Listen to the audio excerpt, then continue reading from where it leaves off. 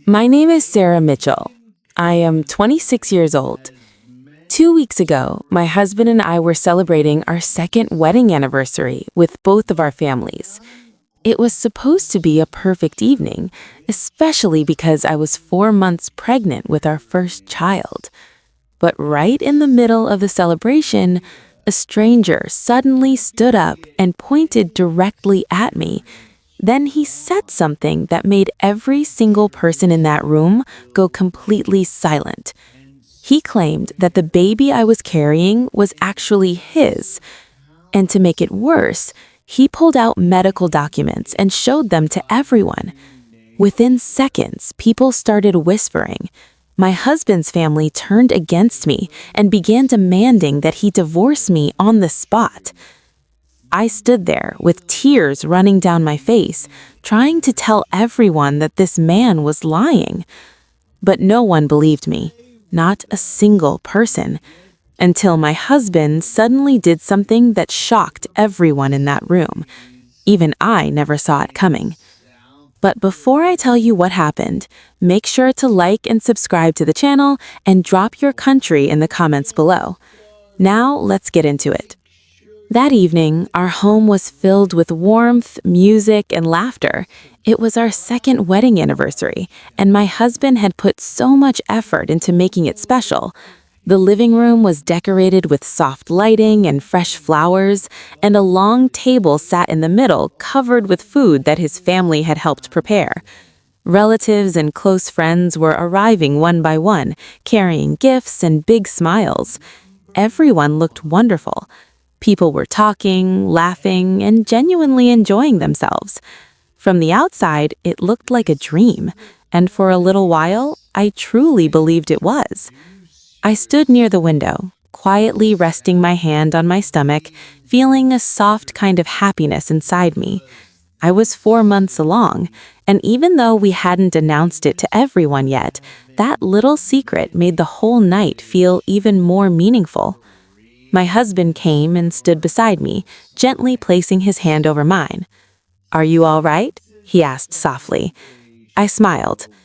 "I'm happy," I said, and I meant every word, because no matter how hard things had been, I loved him deeply. But the truth was, our marriage had never been as simple as it appeared. I came from a very humble family. My parents had spent their whole lives working hard just to give me a basic education and a decent upbringing. We never had much, but we had dignity and honesty. My husband, on the other hand, came from a wealthy and influential family. They owned businesses, properties, and lived a life I had only ever seen on television. When he first chose me, I was shocked, and so was his family. In the beginning, they tried to be polite. They smiled, spoke warmly, and made me feel somewhat welcome. But over time, things started to shift. Their words became sharper. Their smiles became colder. Sometimes it was small remarks. "She doesn't quite belong here. Her background is so different." And sometimes it was more direct. "Someone like her doesn't understand how we live." I tried to ignore it. I tried to adjust. I changed how I dressed, how I spoke, even how I carried myself around their guests. Not because I wanted to, but because I wanted to be accepted. Because I loved my husband, and I never wanted to cause problems between him and his family. He always told me the same thing. "Don't listen to them. I chose you." And I believed him every time. That evening, as the party continued, I noticed his family watching me again, whispering quietly among themselves. I pretended not to notice. I focused on the music, the laughter, the warmth around me. I kept reminding myself, tonight is special. Don't let anything ruin it. After a while, my husband stood up and raised his glass. The room slowly went quiet. He smiled and thanked everyone for being there, talking about our journey together, about our future, about the life we were building side by side. As I listened to him, my eyes filled with tears. For that one moment, everything felt right. But just as people began to clap, something unexpected happened. A man I had never seen before slowly walked into the room. At first, nobody paid much attention. People assumed he was just a late arrival. But instead of greeting anyone, he walked straight to the center of the room. Then he stopped, and he turned toward me. His eyes locked onto mine in a way that made my stomach drop immediately. The room slowly went quiet again. Confused looks spread across every face. Before anyone could ask a single question, the man raised his voice and said clearly, "I'm sorry to interrupt this celebration, but everyone in this room deserves to know the truth." My heart began pounding. I had no idea who this man was or why he was staring at me that way.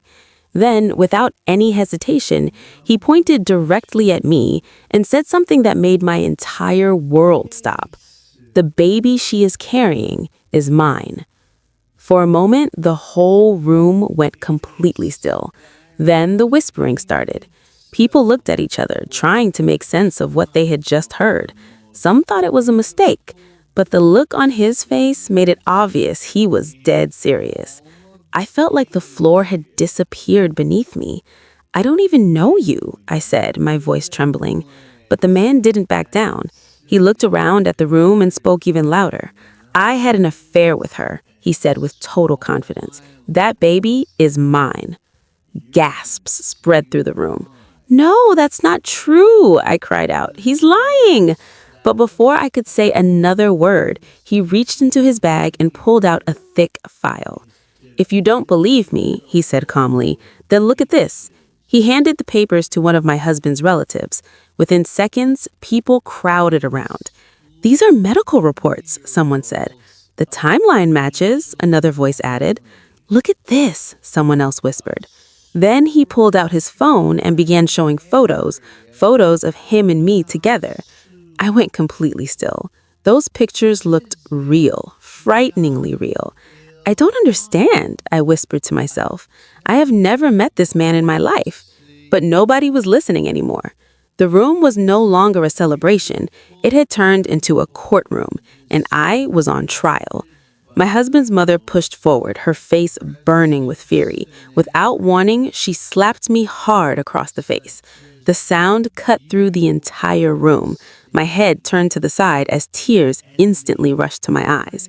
"You brought shame to this family," she said through gritted teeth. "I didn't do anything," I cried, but she had already turned away from me. She looked straight at her son. "End this right now," she said firmly. "Divorce her tonight." Other relatives immediately joined in. "We always knew she wasn't right for you. Look where she comes from. This is exactly why we were against this from the start." Every single word felt like a wound. I looked at my husband, desperately hoping he would say something, hoping he would make all of this stop. But before he could speak, the man stepped forward again. "I didn't want to do this publicly," he said, playing the role of the victim, "but I had no other choice."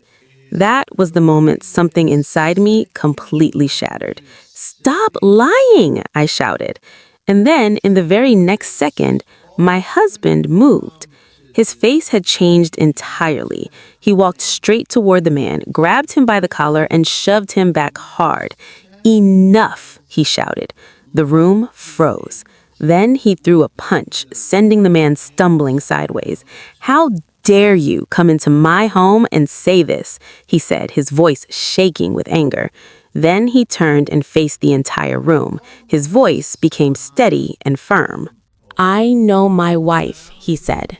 "I know her better than anyone standing in this room." Silence fell over everything. "She would never do something like this," he continued. "I don't care what papers you show. I don't care what pictures you bring."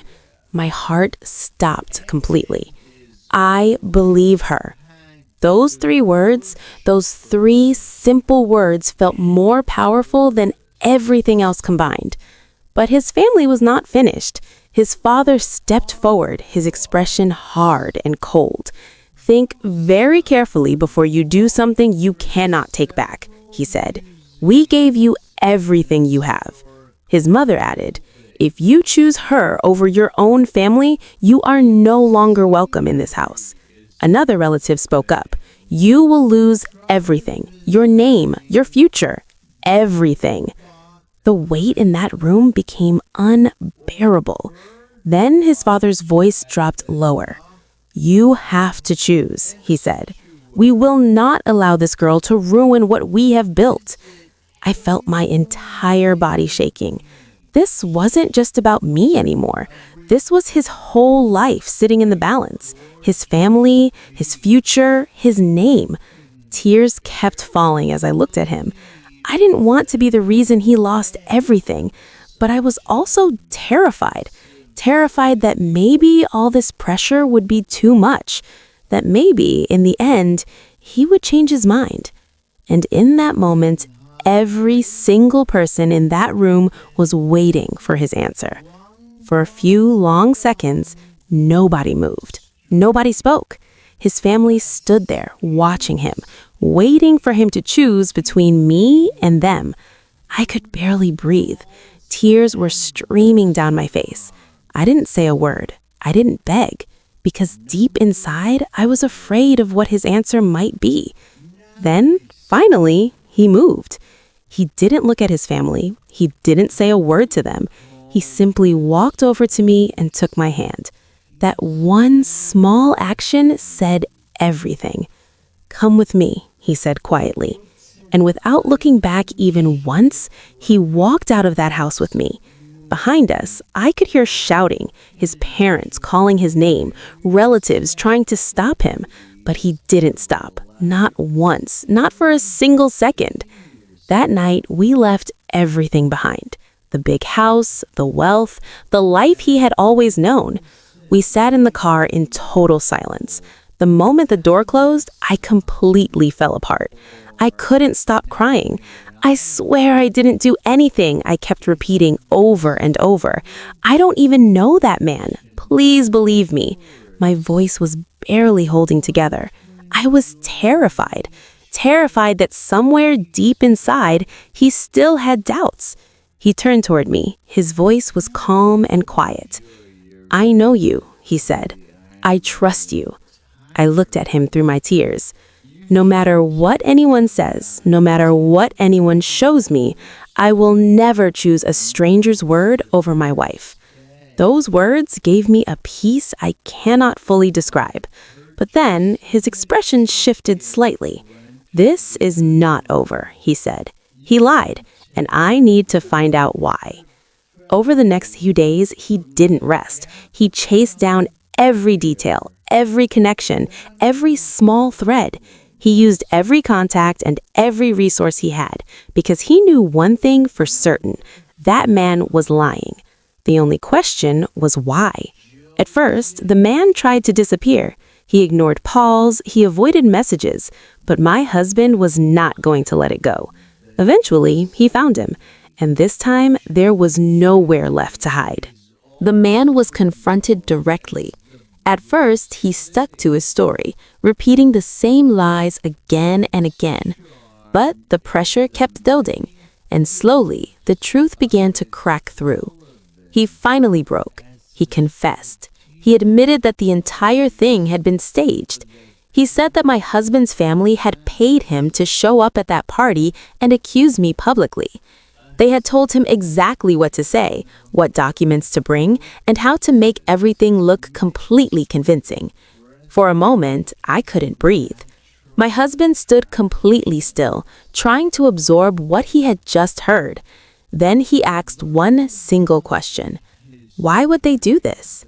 The man hesitated, then lowered his head and spoke. He said my husband's family had never truly accepted me. They had always wanted their son to marry a woman of wealth and status, someone who matched their name and protected their reputation. And because of that, they did not want my child to become part of their family or have any right to what they had built. Those words changed everything.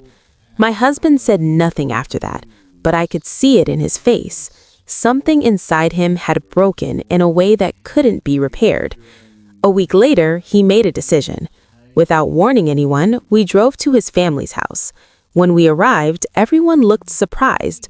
For a moment, they thought he had finally come back, that maybe he had changed his mind and left me, that things would go back to how they were. They were wrong. He walked inside quietly, holding my hand, and stood in front of his parents. The room went still. And then he told them everything, the truth, the lie they had paid for, the man they had hired, every single detail. His mother's face turned pale. His father tried to stay composed, but his expression gave him away completely. Then his mother began to cry. "We only wanted what was best for you," she said. His father added, "Everything we did was for your future. You don't understand it now, but one day you will." My husband looked at them for a long, quiet moment. There was no anger on his face, only deep, heavy disappointment. Then he said softly, "I trusted you." The room went silent. I could have lost my wife. I could have lost my child because of what you chose to do. Nobody had a single word in response. Then he took one step back and said something I will carry with me for the rest of my life. "From today, I have no family here." His mother collapsed in tears. His father moved to stop him, but he didn't stay. He didn't argue. He didn't look back. He simply held my hand and walked away. Forever.